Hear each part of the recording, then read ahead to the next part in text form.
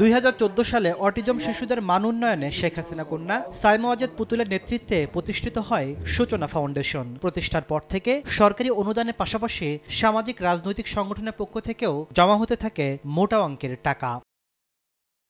দুদক বলছে, ক্ষমতার প্রভাব খাটিয়ে জোরপূর্বক ফাউন্ডেশনের সদস্য করা ও অনুদান দিতে বাধ্য করেন পুতুল। এমনকি প্রতিষ্ঠানের অনুকূলে দান করা অর্থের উপর বছরের পর বছর আয়কর মওকুফ করে জাতীয় রাজস্ব বোর্ড। এভাবে রাষ্ট্রের টাকা লোপাট করেন শেখ হাসিনা কন্যা।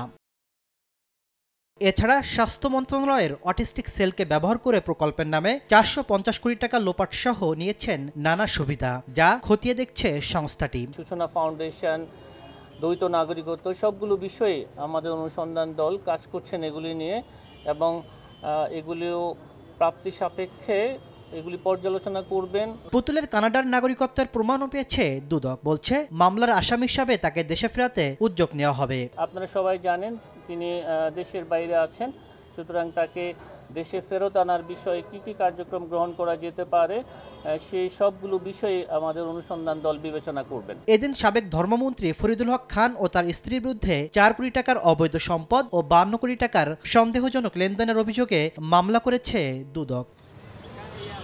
তাসলিম তৌহিদ, সময় সংবাদ, ঢাকা।